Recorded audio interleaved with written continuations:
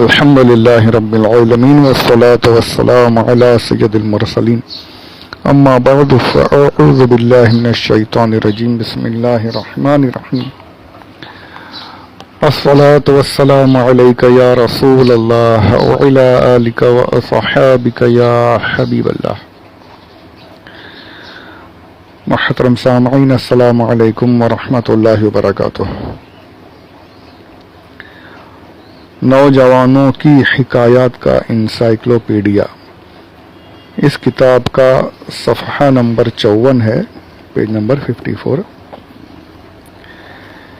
اس پر ایک حدیث پاک نقل کی ہے جو کئی مرتبہ آپ نے بھی شاید سنی ہوگی، میں نے بھی کئی مرتبہ سنی اور پڑھی ہے.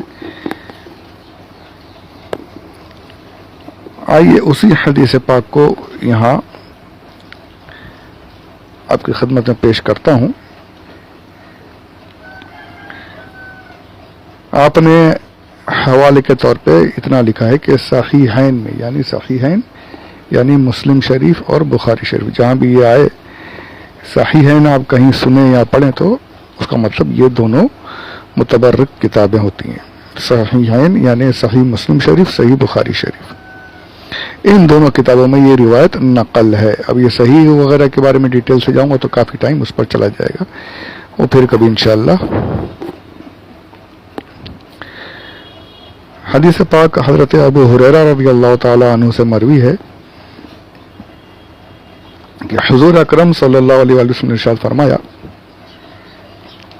قیامت کے روز 7 لوگ ایسے ہوں گے جنہیں اللہ تعالی خاص اپنے سایہ کرم میں رکھے گا، اور اس دن اللہ کے سایہ عظمت کے سوا دور دور تک کہیں کسی اور سائے کا نام و نشان بھی نہ ہوگا. قیامت کا حال سب کو پتہ ہے کیا حالت ہوگی. سورج بالکل سروں پر اس کی تپش سے پسینوں میں نہا رہے ہوں گے. اللہ جن کو اپنی امان میں رکھے وہی امن میں ہوں گے. اللہ ہم سب کو مومنین کو امن و امان میں رکھے قیامت کے روز، دنیا میں بھی امن و امان عطا فرمائے، قبر میں بھی آخرت میں بھی اپنی کرم کی چادر میں ہمیں ڈھانپ لے. آمین بجاہ النبی الامین صلی اللہ علیہ وآلہ وسلم.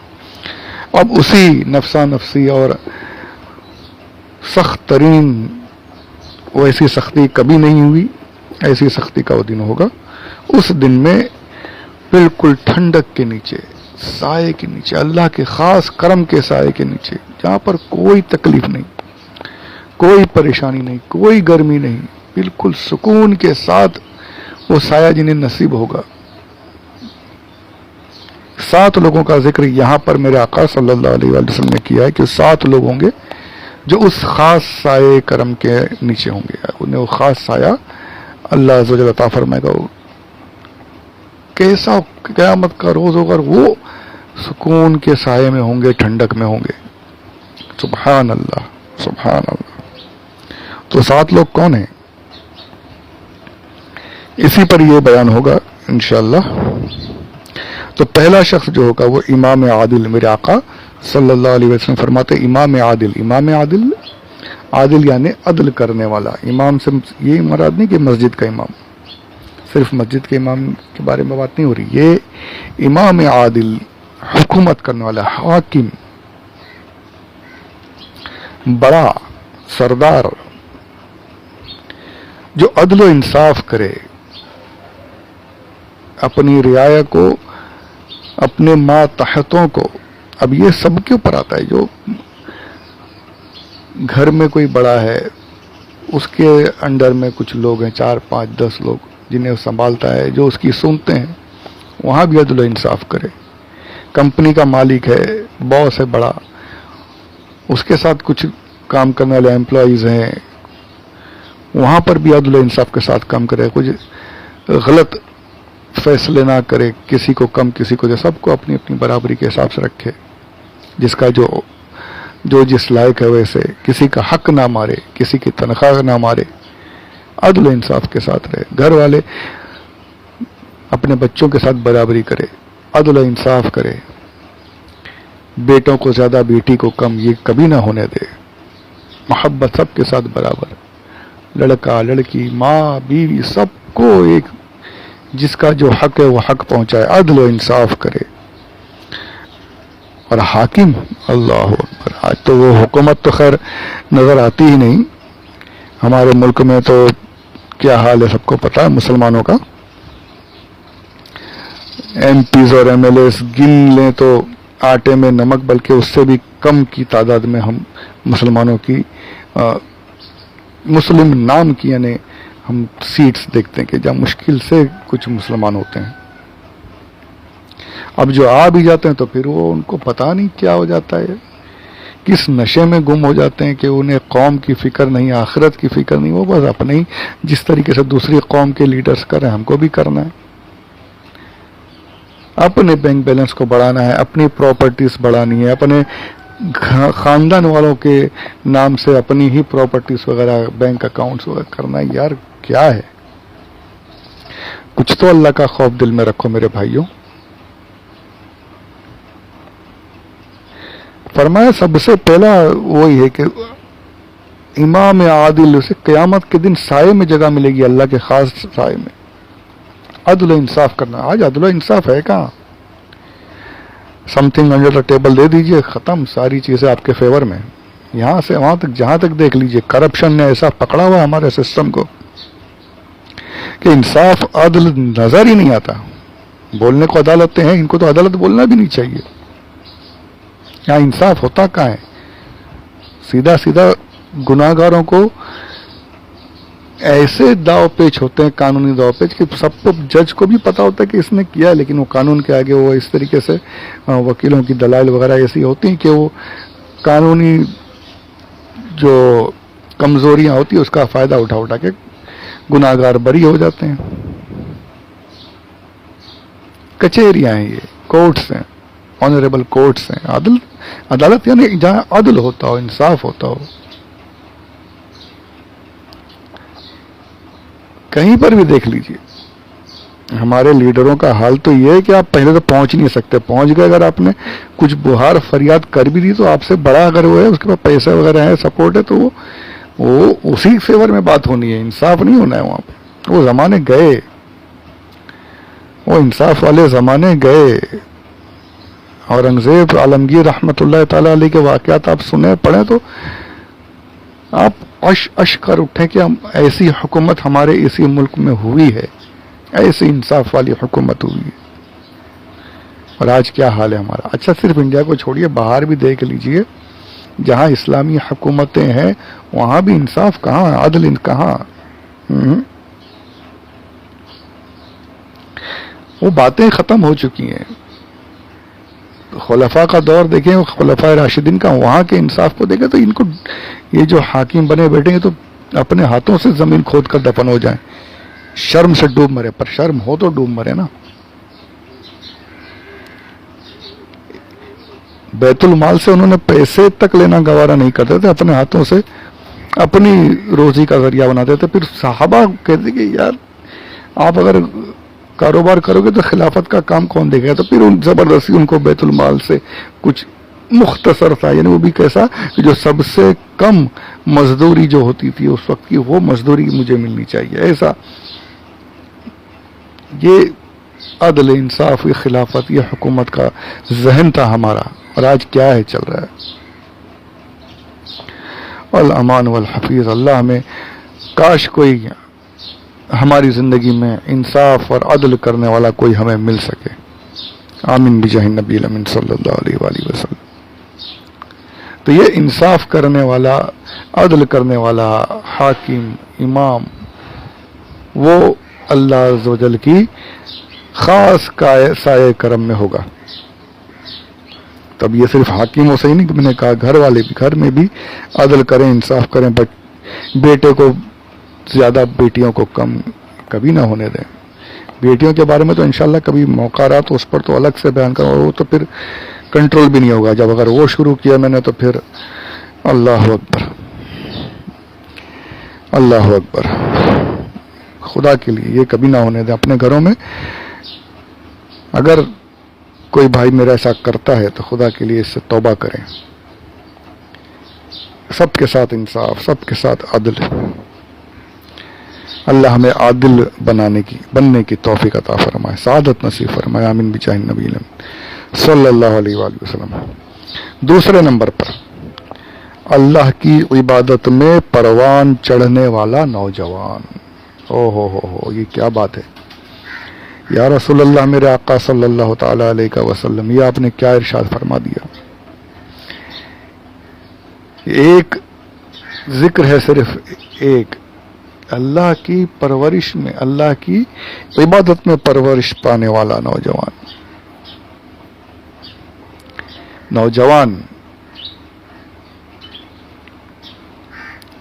نوجوان ہوتا کیا ہے، اس کو بہت سمجھنے کی بات ہے۔ یہ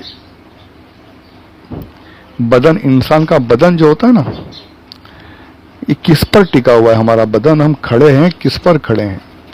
سب کو پتا ہے کہ ہمارا پورا بدن جو ٹکا ہوا ہے ہمارے ریڑھ کی ہڈی پر، جسے اسپائنل کارڈ کہتے ہیں غالباً، ریڑھ کی ہڈی پر ہم جو کھڑے ہیں، چل پھر رہے ہیں، اس کی اصل جڑ جو ہے ریڑھ کی ہڈی۔ اگر ایک من کا ایک ذرا سی بھی سائڈ میں جو ہم چلنا پھرنا دوبارہ کہیں تو پڑ جاتے ہیں، ریڑھ کی ہڈی کہیں تو خلاص ہم پڑے رہنا ہے، اس کو بستر پر پڑ لگ جاتے ہیں، ہوتا ہے، سب نے دیکھا ہے، سب کو پتا ہے۔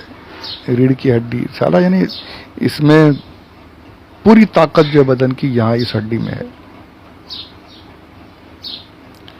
یعنی جتنی ریڑھ کی ہڈی ہماری مضبوط ہے، توانا ہے، اتنا ہمارے بدن میں طاقت ہے، مضبوطی ہے۔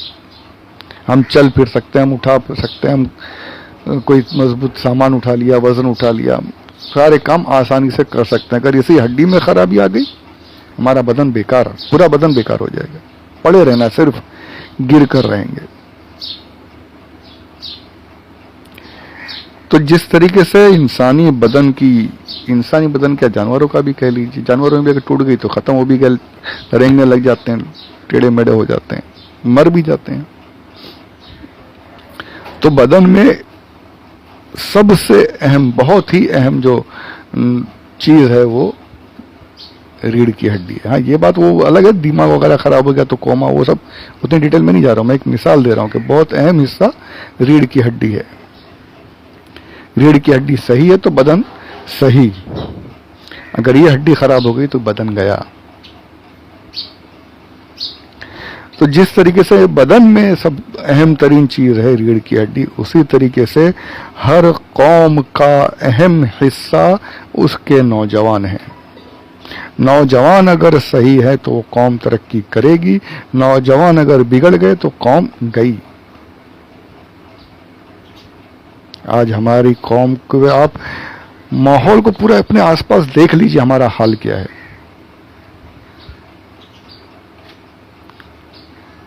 ذرا ایک دم ایک ہلکی سی نگاہ اپنے اطراف میں ڈالیں گے نا، تو آپ کو اپنی قوم کی ایک گری ہوئی حالت دکھائی دے گی۔ اتنے گہرے کھڈے میں گرے ہوئے ہیں، پستی میں گرے ہوئے ہیں کہ کیسے باہر آئیں گے وہ سمجھ میں نہیں آ رہا، عروج کیسے ملے گا وہ سمجھ ہی میں نہیں آ رہا۔ عروج پر تھے، وہاں سے زوال میں گرے ہیں، عروج پر تھے، حکومت کرتے تھے ہم، 900 سال یہاں راج کیا ہم نے، 900 سال اس ملک میں، اور آج 70-80 سال میں ہمارا وہ حال کر دیا گیا ہے کہ کتے کی تو عزت ہے پر ہماری عزت نہیں ہے۔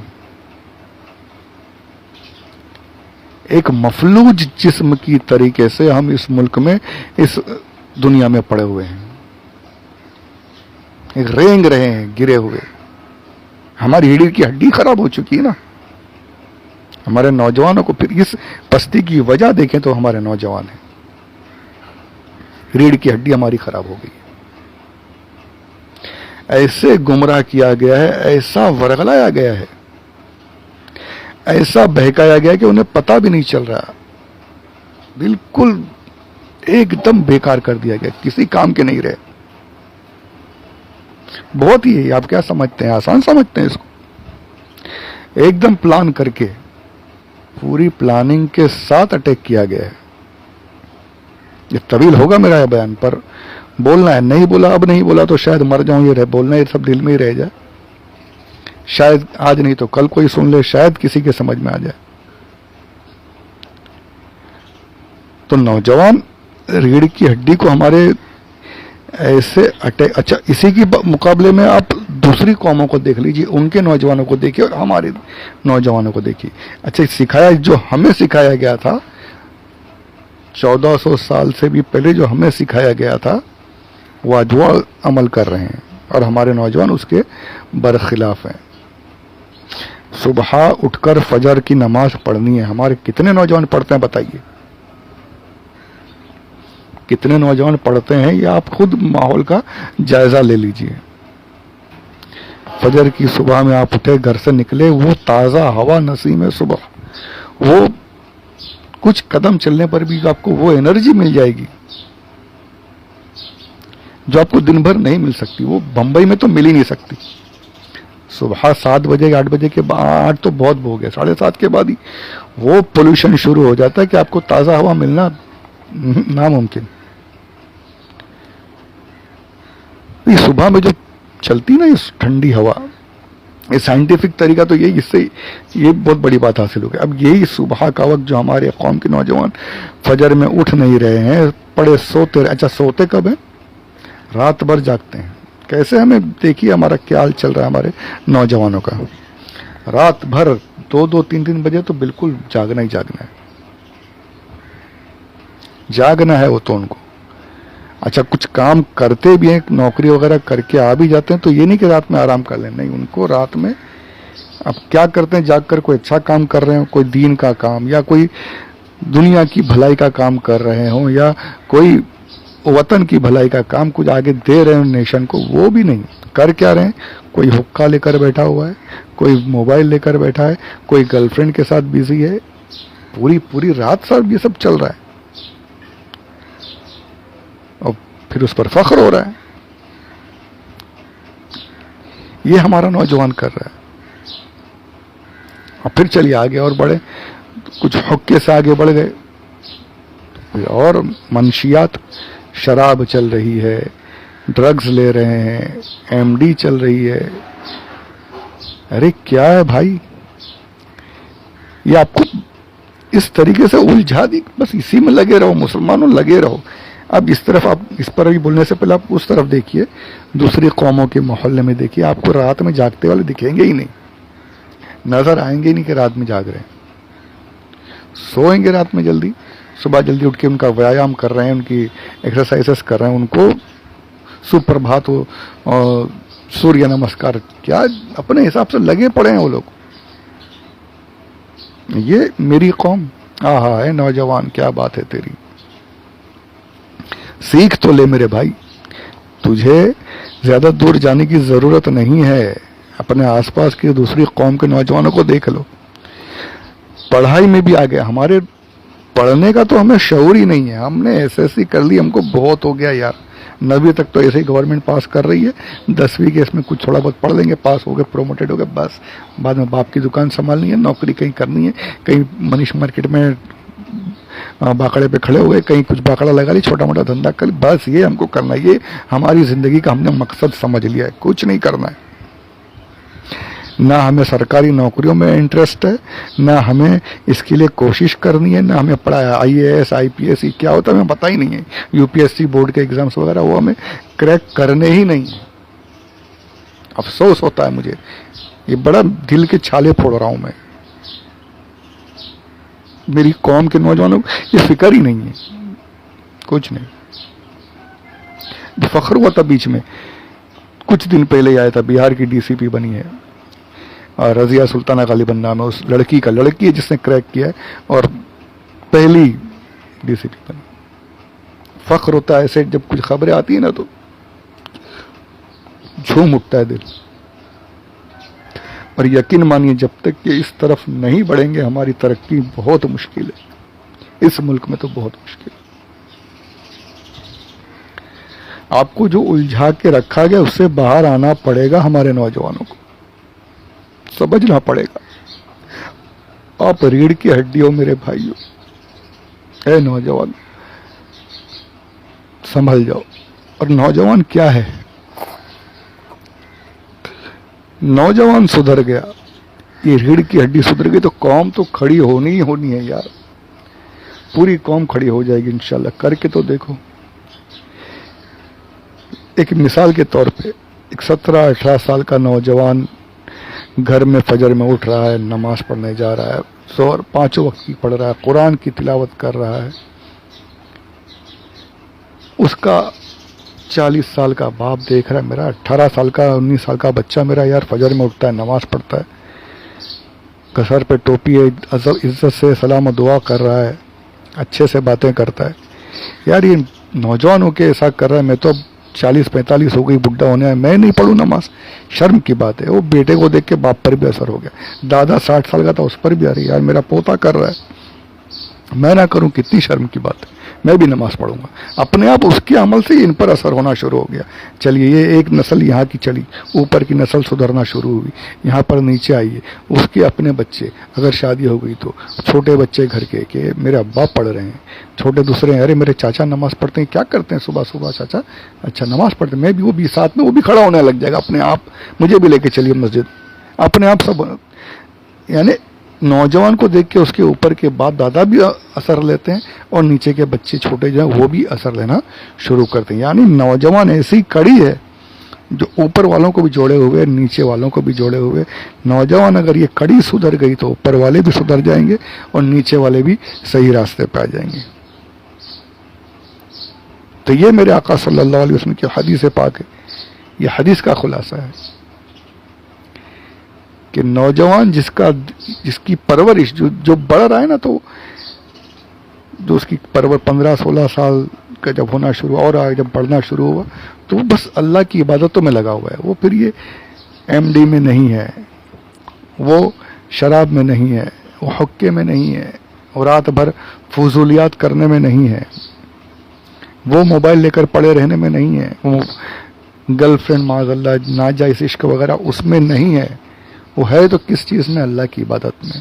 وہ بڑھ رہا ہے تو کس چیز میں بڑھ رہا ہے؟ اللہ کی عبادت میں بڑھ رہا ہے۔ عبادت یہ نہیں کہ بس مصلی لے کر بیٹھ گیا، تسبیح گھماتے بیٹھ گیا، جی نہیں، آپ صحیح طریقے سے سنت کے مطابق دنیا کا جو کام کر رہے ہیں سنت کے مطابق کیجئے، آپ کا ہر کام عبادت ہے، یہاں تک کہ آپ کا سونا بھی عبادت بن جائے گا اگر آپ سنت کے مطابق، شریعت کے مطابق کر رہے ہیں تو ہر چیز عبادت ہے۔ ما خلقت الجن والانس الا لیعبدون، ہر چیز میں عبادت ہے اگر آپ اس کو شریعت کے مطابق، سنت کے مطابق کرتے ہیں تو نوجوان وہ ہے۔ اور ایسے نوجوان کو کیا ہے؟ آخرت میں سایہ کرم کی بشارت ہے، ایسا سایہ جہاں کوئی سایہ نہ ہوگا، وہ اس وقت میں وہ نوجوان۔ اے میرے نوجوان، خدا کے لیے آخرت کا سوچو یار، دنیا تو سنورنی ہے ہی ہے، آخرت بھی سنورے گی۔ کب سنورے گی؟ آخرت میں بھی سایہ ملے گا اگر تم صحیح راستے پر آ گئے تو۔ اور نوجوانوں کو سدھارنے کے لیے اس میں کوئی شک نہیں ہے، مجھے کوئی اس میں کسی کو شک نہیں کر سکتا کوئی اہل سنت کہ دعوت اسلامی نے بہت بڑا انقلاب کیا ہے۔ خود میں بھی جو اگر کچھ عرض کر رہا ہوں تو یہ دعوت اسلامی کا ہی سمجھ لیجئے فیض ہے۔ یہ اختلاف سب کو ہے، ہو سکتا ہے مجھے بھی ہوگا، آپ اوروں کو بھی ہوگا، اختلاف اپنی جگہ، لیکن اس کام سے کوئی انکار نہیں کہ دعوت اسلامی نے بہت بڑا انقلاب کیا ہے، نوجوانوں میں برپا کیا ہے۔ تو ایسی تنظیمیں جہاں اصلاح ہو رہی ہے اس میں یقیناً سر فہرست دعوت اسلامی ہے۔ اس کے علاوہ جو بھی سنی دعوت اسلامی، سنی جمعیت العلماء، تنظیم رضا مصطفیٰ وغیرہ، جہاں بھی آپ کو اصلاحی بیانات کے ذریعے سے آپ کی اصلاح ہو رہی ہے عقائد کی، اعمال کی، تو اپنے اپنے علاقے کے اس محفلوں میں، اجتماعات میں ضرور شرکت کریں۔ دعوت اسلامی ہو، سنی دعوت اسلامی ہو، جو بھی سنی تنظیم ہے، سب وہی نام الگ الگ ہو کر ایک ہی راستے پہ، مسلک کے اعلیٰ حضرت پہ چلنے والی تنظیمیں، وہیں پر پہنچنا ہے، اور پھر انشاءاللہ مدینہ شریف بھی اعلیٰ حضرت کا دامن پکڑے ہوئے پہنچ جائیں گے انشاءاللہ عز و جل۔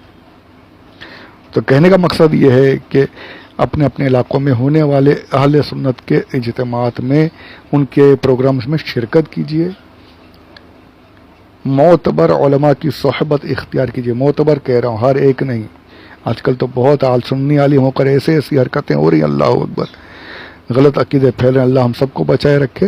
معتبر سنی علماء کی صحبت اختیار کیجیے، اپنی نوجوانی کو بگڑنے سے بچائیے۔ آپ سدھر گئے تو ہماری قوم بھی سدھرے گی، پڑھنے لکھنے میں آگے بڑھیے، एग्ज़ाम्स क्रैक कीजिए, सिर्फ यही 10वीं ग्रेजुएशन यही काफ़ी नहीं है, कोई गिनती नहीं है। ग्रेजुएशन तक तो समझ लीजिए कुछ है ही नहीं। ज़्यादा दूर नहीं है, बेंगलोर की ही बात कर लो, अपने हमारे मुल्क का ही एक शहर है बेंगलोर, वहाँ पे तो ग्रेजुएशन की कोई गिनती है ही नहीं। हैं ग्रेजुएट वो 10वीं से भी कम गिनते हैं। वहाँ पोस्ट ग्रेजुएशन सब वो हायर जो होती है एजुकेशन, ज़्यादातर वो हैं, चाहे मर्द हो औरत हो हिंदू मुस्लिम सब ज़्यादातर पढ़े लिखे। वहाँ जाकर आप बम्बई वालों का तो दिमाग हिल जाता है कि इतने पढ़े लिखे, मुसलमान भी हैं अल्हम्दुलिल्लाह। तो ये सब बस ग्रेजुएट हो गए, इसी पर इख्तिफा नहीं कर सकते भाई। अब ख़त्म हो गया मामला। आपको हायर एजुकेशन का सोचना ही है, आपको ऊपर जाकर के, और मेन तो आपका टारगेट होना चाहिए गवर्नमेंट जॉब्स। जितने ज़्यादा हमारी कौम के बच्चे अगर गवर्नमेंट जॉब्स में होंगे उतना हमारी कौम का फ़ायदा होगा। ये सोचना ज़रूरी है। आईएएस पास कीजिए, आईपीएस कीजिए, यूपीएससी के एग्ज़ाम्स कीजिए क्रैक करके। इसमें ये नहीं हलवे से हो जाता, बहुत कई मरतबा अटैम्प्ट करना पड़ता है। कोई नसीबदार होते हैं पहले में ही क्लियर कर लेते हैं, तो इससे हार करके आप बैठ नहीं सकते। तो आपको अपनी नौजवानी अपनी जवानी जो है सही चीज़ों में लगानी है, ये सोच करके कि अगर हम सही हो गए, हम रीढ़ की हड्डी हैं, और यकीनन आप रीढ़ की हड्डी हो, आप सही हो गए, ये रीढ़ की हड्डी सही हो गई तो हमारी कौम भी सही हो जाएगी, और दुनिया में ये फ़ायदा और आखिरत का फ़ायदा तो वही है कि उस वक्त में जहाँ कोई साया ना होगा, साया होगा तो फिर सिर्फ़ और सिर्फ अल्लाह अज़्ज़ व जल के ख़ास करम का साया होगा। तो वो साया हासिल करने के लिए नौजवानों अल्लाह की याद में लगो, अल्लाह के बताए हुए तरीके के मुताबिक ज़िंदगी गुजारो, तो इंशाअल्लाह अज़्ज़ व जल वहाँ साया भी नसीब हो ही जाएगा इंशाअल्लाह अज़्ज़ व जल। तो ये काफ़ी तवील हुआ। परवरदिगार हमारे नौजवानों को ये सआदत नसीब फरमाए, अक़ल सलीम अता फरमाए, उनकी रहनुमाई खुद परवरदिगार फरमाए, तमाम गुनाहों से परवरदिगार बचाए रखे, तमाम बुरी लतों से आदतों से बचाए। आमीन बिजाहि नबी अमीन सल्लल्लाहु अलैहि वसल्लम। तो ये दो चीज़ों में काफ़ी तवील हो गई ऑडियो। इंशाल्लाह इसके बाद के अगले ऑडियो में सुनेंगे तफसीर का सिलसिला, इसके बाद शुरू करते हैं इंशाल्लाह। अगले ऑडियो में इसके बाद के जो और अशख़ास हैं उनके बारे में सुनेंगे। वमा अलैना इल्लल बलाग।